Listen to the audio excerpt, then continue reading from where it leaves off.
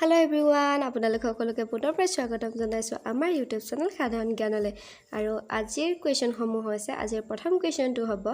যে ভাৰতৰ সংবিধানৰ কোন সংশোধনীৰ দ্বাৰা 6 পৰা 14 বছৰ বয়সলৈকে শিশুৰ শিক্ষাক মৌলিক অধিকাৰ হিচাপে সাব্যস্ত কৰা হৈছে আৰু এই কোৱেশ্চনটোৰ অপচন কেইটা হৈছে নাম্বাৰ 1 93তম নাম্বাৰ 2 61তম নাম্বাৰ 3 45তম নাম্বাৰ 4 40তম আৰু এই কোৱেশ্চনটোৰ শুদ্ধ এনসাৰটো হ'ব Number 1 93তম ইয়াৰ পিছৰ কোৱেশ্চনটো হৈছে যে ভাৰতৰ সংবিধানৰ কোন সংশোধনীৰ জৰিয়তে সিকিমক ভাৰতৰ অংগৰাজ্যৰ মৰ্যাদা প্ৰদান কৰা হৈছিল আৰু এই কোৱেশ্চনটোৰ অপচন কেইটা হৈছে নাম্বাৰ 1 93তম নাম্বাৰ 2 61তম নাম্বাৰ 3 36তম নাম্বাৰ 4 40তম আৰু এই কোৱেশ্চনটোৰ শুদ্ধ এনসাৰটো হ'ব নাম্বাৰ 3 37তম আৰু ইয়াৰ পিছৰ কোৱেশ্চনটো হৈছে যে ভাৰতৰ সংবিধানৰ স্বীকৃত আঞ্চলিক ভাষা কেইটা আৰু এই কোৱেশ্চনটোৰ অপচন কেইটা হৈছে নাম্বাৰ 1 22টা নাম্বাৰ 2 18টা নাম্বাৰ 3 19টা নাম্বাৰ 4 20টা আৰু এই কোৱেশ্চনটোৰ শুদ্ধ এনসাৰটো হ'ব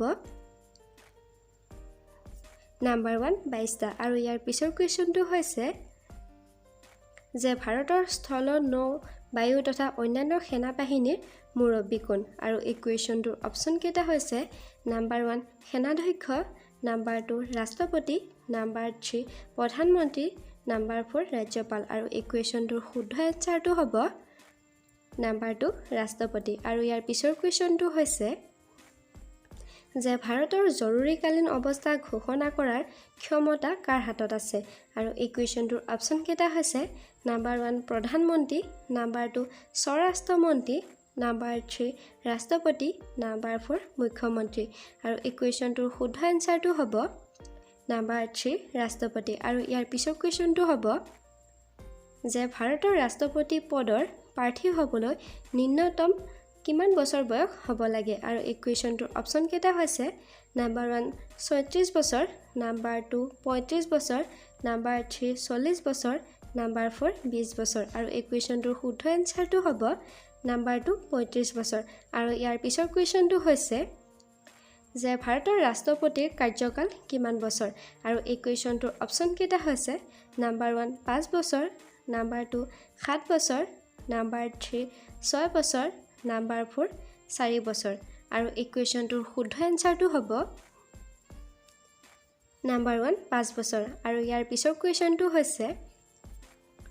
যে ৰাষ্ট্ৰপতিয়ে কাৰ ওচৰত শপত গ্ৰহণ কৰে আৰু এই কোৱেশ্চনটোৰ অপচন কেইটা হৈছে নাম্বাৰ 1 প্ৰধানমন্ত্ৰী নাম্বাৰ 2 ৰাষ্ট্ৰপতি নাম্বাৰ 3 প্ৰধান ন্যায়াধীশ নাম্বাৰ 4 ৰাজ্যপাল আৰু এই কোৱেশ্চনটোৰ শুদ্ধ এনসাৰটো হ'ব নাম্বাৰ 3 প্ৰধান ন্যায়াধীশ আৰু ইয়াৰ পিছৰ কোৱেশ্চনটো হৈছে যে সংবিধান অনুসৰি ৰাষ্ট্ৰপতিৰ পিছত কোনে স্থান লাভ কৰে আৰু এই কোৱেশ্চনটোৰ অপচন কেইটা হৈছে নাম্বাৰ 1 প্ৰধানমন্ত্ৰী নাম্বাৰ 2 উপৰাষ্ট্ৰপতি নাম্বাৰ 3 ৰাজ্যপাল নাম্বাৰ 4 প্ৰতিৰক্ষা মন্ত্ৰী আৰু এই কোৱেশ্চনটোৰ শুদ্ধ এনসাৰটো হ'ব নাম্বাৰ 2 উপৰাষ্ট্ৰপতি আৰু ইয়াৰ পিছৰ কোৱেশ্চনটো হৈছে যে ভাৰতৰ সংবিধানৰ কিমান নম্বৰ অনুচ্ছেদৰ জৰিয়তে উপৰাষ্ট্ৰপতি পদ সৃষ্টি কৰা হৈছে আৰু এই কোৱেশ্চনটোৰ অপচন কেইটা হৈছে নাম্বাৰ 1 36তম নাম্বাৰ 2 61তম নাম্বাৰ 3 63তম নাম্বাৰ 4 40তম আৰু শুদ্ধ এনসাৰটো হ'ব নাম্বাৰ 3 63তম আৰু এনে ধৰণৰ কুৱেশ্চন এনসাৰ পাবলৈ আমাৰ চেনেলটো সাবস্ক্ৰাইব কৰিবলৈ নাপাহৰিব আকৌ লগ পাম আন এটি নতুন ভিডিঅ'ৰ সৈতে যদি ভিডিঅ'টো চাই ভাল পালে তেনেহলে লাইক কৰিব শ্বেয়াৰ কৰিব লগতে চেনেলটো সাবস্ক্ৰাইব কৰিবলৈ নাপাহৰিব